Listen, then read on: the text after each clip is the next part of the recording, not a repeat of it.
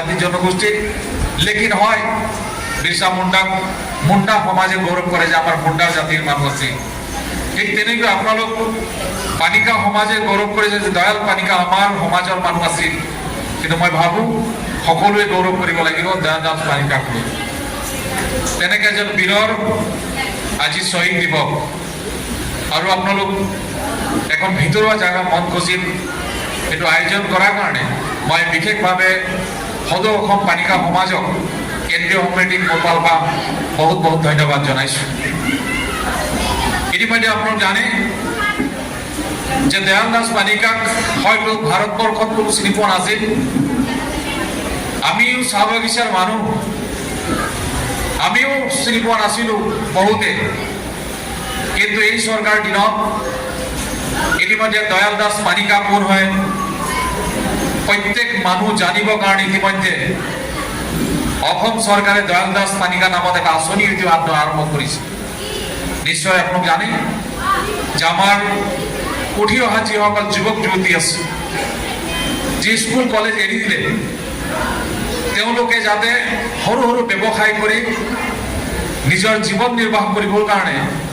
দয়াল দাস পানিকা নামৰ এটা আঁচনি আৰম্ভ কৰা হ'ল এইটো দয়াল দাস পানিকা সমাজৰ গৌৰৱ নহয় এইটো আমাৰ চাহ জনগোষ্ঠীৰ গৌৰৱৰ বিষয় আমি এজন অসমীয়া হিচাপে অসমীয়া মানুহৰ কাৰণেও গৌৰৱৰ বিষয় যে দয়াল দাস পানিকা নামত এটা আঁচনি লোৱা হৈছে আৰু নিশ্চয় আমি সেই আঁচনিৰ যোগেদি 25,000 টকাকৈ আমি দি আছো এইকেইদিন আকৌ আবেদন আৰম্ভ কৰা হৈছিল কিন্তু হঠাৎ বন্ধ কৰি দিয়া হ'ল কাৰণ আগতে 22,000 ল'ৰা ছোৱালী ইতিমধ্যে আবেদন কৰি থৈছে আৰু এইকাৰণে মুখ্যমন্ত্ৰী ডাঙৰীয়াক কোৱা হ'ল যে 22,000 ল'ৰা ছোৱালী আগতে আবেদন কৰি দিছে সেইখিনি দিয়াৰ ব্যৱস্থা কৰক আৰু তেনেকৈ দয়াল দাস পানিকাৰ বিষয়ে মানুহ জানিব লাগিব আমি ভাবো এনেকা অনুষ্ঠান প্ৰতিষ্ঠানত দয়াল দাস পানিকানো কোন তাৰ ওপৰত কুইজ কম্পিটিশ্যন হ'ব লাগিব কবিতা আবৃত্তি হ'ব লাগিব আৰু গোটেই অসম নহয় গোটেই ভাৰতবৰ্ষক মানুহ জনাই দিব লাগিব 1942 চনৰ আজি তাৰিখত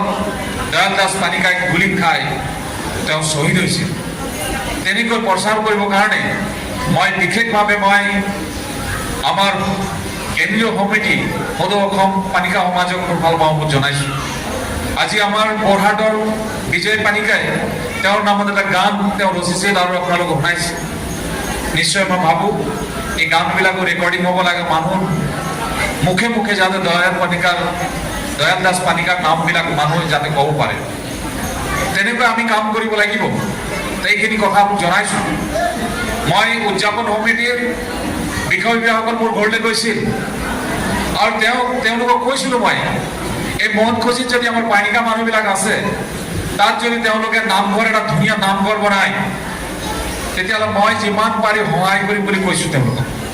তেওঁলোকক সহায় কৰিম বুলি কৈছোঁ কাৰণ আপোনালোকে জানে মই ভাৰত চৰকাৰৰ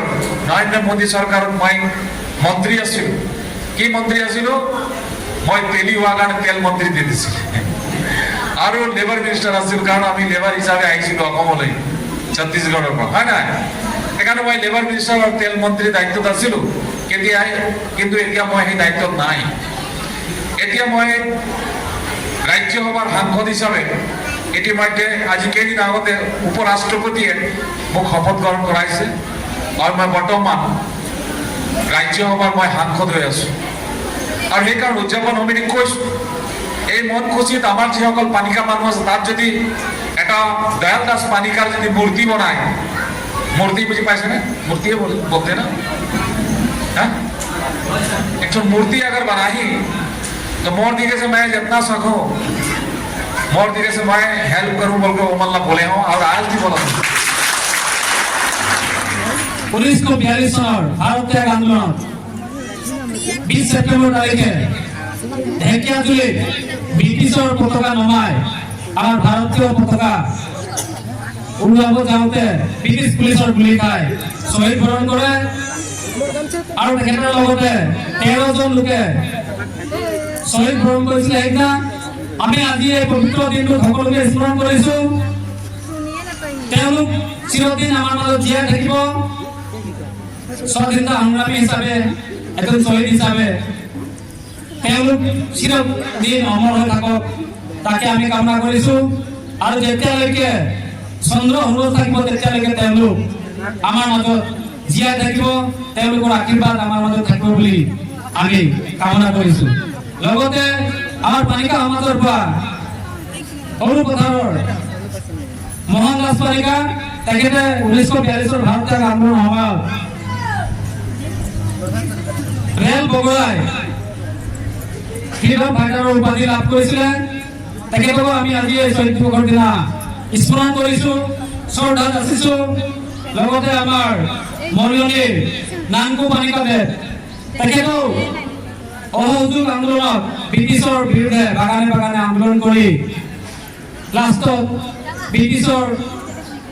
মাৰ খাই, বন্দুকৰ কোব খাই তেখেতক জেলত কাৰাৰুদ্ধ কৰি ৰাখে আৰু বিভিন্ন শাস্তি দি তেখেতৰ মৃত্যু হয়। গতিকে তেখেতেও মুক্তি যোদ্ধাৰ সন্মান লাভ কৰিছে ভাৰত চৰকাৰৰ পৰা। গতিকে আজিৰ এই পবিত্ৰ দিনটোত আমি তেখেতকো শ্ৰদ্ধাৰে স্মৰণ কৰিছো। আমাৰ এই অসমৰ গৌৰৱ আমাৰ তিনিজন পানিকা শ্বহীদসকল, শ্বহীদ দয়াল দাস পানিকা, মুক্তি যুঁজাৰু মোহন দাস পানিকা,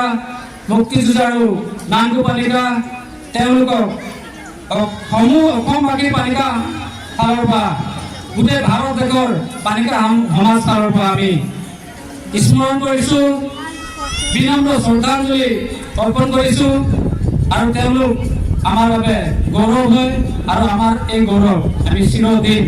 স্মৰণ ৰাখিম। আৰু যেতিয়ালৈকে আমাৰ পানিকা সমাজ জীয়াই থাকিব তেতিয়ালৈকে আমি তেওঁলোকক স্মৰণ কৰি যাম।